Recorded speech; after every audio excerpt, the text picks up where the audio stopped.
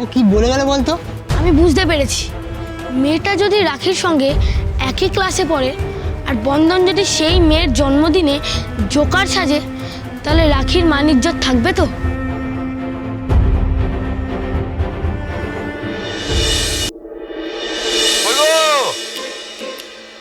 কোথায় গেলে? চা দেবে নাকি? এখন চাপা হবে না, রান্না করছি, হাত ফাঁকা নেই। সে কি সকালে রান্না করো নি? ও রাতে রান্না করবে? আরে হ্যাঁ, সকালে করেছি। দিদি এসেছে না, দিদির জন্য অনেক কিছু রান্না করেছি সকালে। মাছ করেছি, মাছের মাথা দিয়ে লাউ ঘন্ট করেছি, তোমার জন্য রেখে দিয়েছি। আবার রাত্রিরে না ষোড়শ প্রচারে রান্না করছি। কে এসে গেছে বললে? আরে দিদি গো, দিদি, মিনতি দি, তোমার বড় শালি। কি হলো? কি হলো? কে এসে গেছে বললে? তুমি এরকম করছো কেন? কে এসেছে বললে? দিদি, তোমার বড় শালি এসে গেছে? হ্যাঁ। একে আমি রক্ষে নেই, সুগ্রীব দোষ। এ আবার কি কথা? না, একদিকে তুমি, অন্যদিকে তোমার দিদি, এদিকে মলিনা, ওদিকে মিনতি। আমার সংসারের কি হবে গতি? কি আজেবাজে কথা বলছো? সংসারে করতে হবে মানে? দিদি কটা দিনের জন্য এসছে, থাকবে, খাবে, মেয়ের বিয়ে দেবে, চলে যাবে। মেয়ের বিয়ে দেবে? হ্যাঁ। খরচা কে দেবে গো? খরচা নিয়ে তোমার ভাবতে হবে না, কেন, কেন? খরচা দেবে গৌরী। না না, খরচা নিয়ে ভাববো না বললে হবে? সেই তো আমার ঘাড়ে এসে চাপবে। তো তুমি এমন কঞ্জুসপনা করো না, ভাল লাগে না। তোমার ঘরে চাপবে কেন বলো তো? আমার 7 নয় 5 নয় একটা মাত্র দিদি, তার একটা মিষ্টি মেয়ে ভেবলি, তার বিয়ে। মিষ্টি মেয়ে ভেবলি? হ্যাঁ। এই আমাকে কি ভ্যাবলা ভেবেছো নাকি? মিষ্টি মেয়ে ভেবলি? কারো সর্বনাশ, কারো পৌষ মাস। এ আবার কি কথা? হ্যাঁ, ওই যে তোমার দিদি তার মেয়ের বিয়ে দেবে, ওনার পৌষ মাস, আর আমার খরচা হবে, আমার সর্বনাশ। বাবা না, তুমি দেখো না আমি কি করি। আমি এমন প্ল্যান করেছি না যে খরচা তোমারও হবে না, দিদিরও হবে না। তাই? এই কি কি প্ল্যান করেছো গো? এই বলছি তোমার বাবা সম্পত্তি রেখে গেছে? খবরদার বলছি, আমার বাপ তুলে কথা বলবে না। কোথা থেকে তোমার বাপ কোথায় তুললাম? তোমার বাপকে তোলার আমার ক্ষমতা আছে নাকি? ওই রকম দুমচো চেহারা। বলছি না, বলছি যে শোনো না, বলছি এই তো বলছি শোনো না, আমার সদ্য শ্বশুর মশাই তিনি কি তোমার জন্য কোনো সম্পত্তি রাখিয়া গিয়াছে?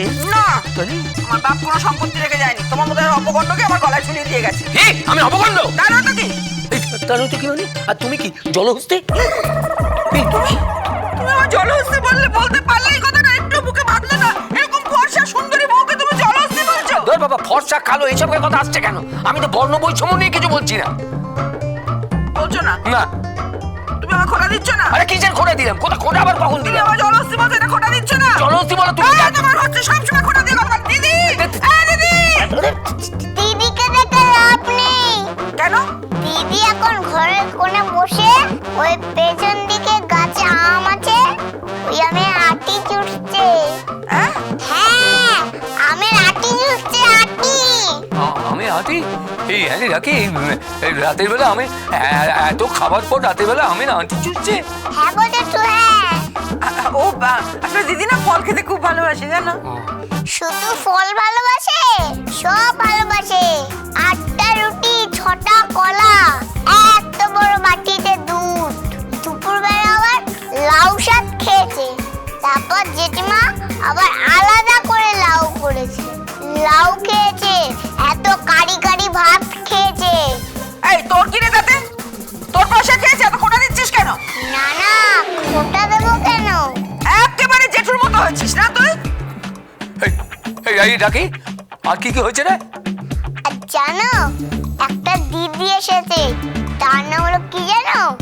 ভেবলি। জানি তো। সে সারাক্ষণ ধরে সাজছে আর চিক চিক করে সেলফি তুলছে। খিচিত খিচিত করে সেলফি? সেটা কি রে? আরে নিজের ছবি তোলা যায় ফোনে। ও, আমার ফোনে তো সব নেই ক্যামেরা ফ্যামেরা, তো ওই আমি সেলফি টেলফি কি করে বুঝবো বল? আর জেঠু আরেকজন এসেছে, সে নাকি কণ্ঠি কণ্ঠি কণ্ঠি। কুমার শানু কোনটি? হ্যাঁ, তার সঙ্গে যাত্রার ঘোষণা করে। তাই জন্য সব সময় সে ইকো দিয়ে কথা বলে। ইকো দিয়ে কথা বলে? হ্যাঁ গো হ্যাঁ। জেঠু জেঠু জেঠু, আমার কাঁপছে হাঁটু হাঁটু হাঁটু। কি এই কোথা থেকে এসব আজব পানি নিয়ে এলে বলো তো? এই তুই এখানে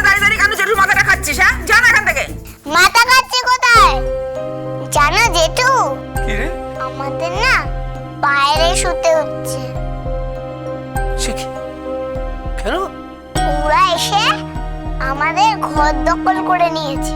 সর্বনাশ করেছে ছিন্নমূল মানুষেরা, রিফিউজিরা এসে আমার ভাইয়ের ছেলে মেয়েগুলোকে ঘরের বাইরে বার করে দিল। বেশ করেছে, বেশি কথা বললে দুটোকে বাড়ির বাইরে বার করে দেবো ঘাট ধরে।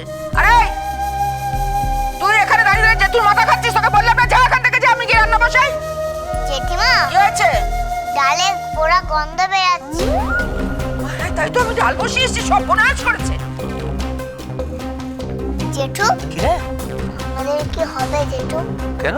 আমাদের তো এই বাইরের ঘরে শুতে দিচ্ছি। ও ও, বিয়ে হলেই চলে যাবে মা। বিয়ে হবে বলে মনে হচ্ছে না। কেন রে? এত বড় বড় বাক্স নিয়ে এসেছে। আজ যা দেখলাম মেয়ের অবস্থা আর মেয়ের মায়ের অবস্থা, মনে হয় না এই ঘরে কেউ ছেড়ে দেবে বলে। হ্যাঁ? তুই এসব কি বলছিস? হ্যাঁ গো হ্যাঁ, তুমি একবার দেখো গিয়ে। খালি জেঠিমার দিদি খাচ্ছে আর তার মেয়ে শুধু সাজিয়ে ঘুরছে, আর তার ভাই শুধু ইকো দিয়ে কথা বলে যাচ্ছে। হ্যাঁ, তাই নাকি? হ্যাঁ, নালে বলছি কেন? বোন, এই বোন, এই তো আমার বোন। কিরে এই কি ব্যাপার, কি হয়েছে খুলে বল আমাকে। এই, আমার প্রণাম করছিস কেন? যেটু জানো, বোনের স্কুলের বইয়ের জন্য টাকা জোগাড় হয়ে গেছে। হ্যাঁ, কোত্থেকে টাকা পেলি? সেটা নিয়ে তুমি একদম ভেবো না। আয় আয়, কোনো কিছু বিক্রি বাটা করিস নি তো? না গো জেঠু না, বিক্রি বাট্টা করার জন্য আর কি আছে, আমি কোনো কিছু বিক্রি বাট্টা করিনি। আর তুমি এইসব নিয়ে একদম চিন্তা করো না তো, তোমার ভাইপো কোনো খারাপ কাজ করবে না। সে সম্মানের সঙ্গে টাকা উপার্জন করেছে। একটা কাজ করব বলে অগ্রিম টাকা পেয়েছি 5,000 টাকা, তার মধ্যে 4,500 টাকা বইয়ের জন্য লাগবে, আর বাকি 500 টাকা আমি বোনের স্কুলের জুতো কিনবো আর জলের বোতল কিনবো। স্কুল তো শুরু হবে বোনের। সত্যি তোর জন্য আমার গর্ব হয়। তুই ঠিক আমার ভাইয়ের মতো বেঁচেছিস, যেটা করব মনে করতো সেটাই করে ছাড়তো। এই না হলে পালোয়ান, দেব পালোয়ান, দেব তালি। এই শোনো, দোকান থেকে একটু তেজপাতা এনে দাও তো। বাবা, তাহলে মজলিস বসে গেছে।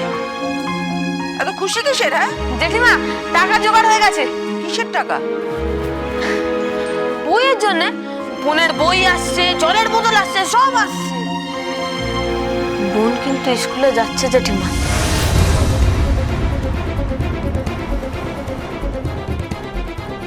তুমি আটকাতে পারলে না।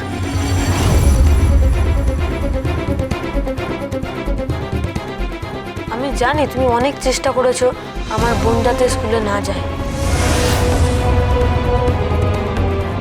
আর আমি এটাও জানি তুমি চেয়েছো যে ওই তোমার বড় লোকদের স্কুলে, যে স্কুলে মিমি বাচ্চুদা পড়ে, সেই স্কুলে যাতে আমার বোন না পড়ে।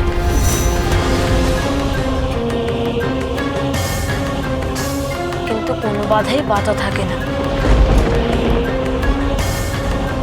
ঠাকুরের আশীর্বাদে আর তোমাদের আশীর্বাদেই আমার বোন স্কুলে যাচ্ছে।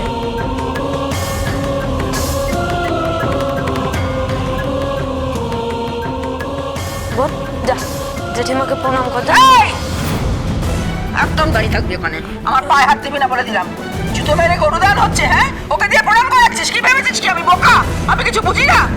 অপদার্থ কোথাকার, সব তোর বদমাইশি, এগুলো বন্ধ। আরে যে এখানে দাঁড়িয়ে থাকো না, আর আলগা পিরিত দেখিল ওদের সঙ্গে। যাও দোকান থেকে একটু তেজপাতা এনে দাও, তেজপাতা ফুরিয়ে গেছে। যাও। যাচ্ছি। আবার খোশ গপ্পে বসে যেও না ওদের সঙ্গে।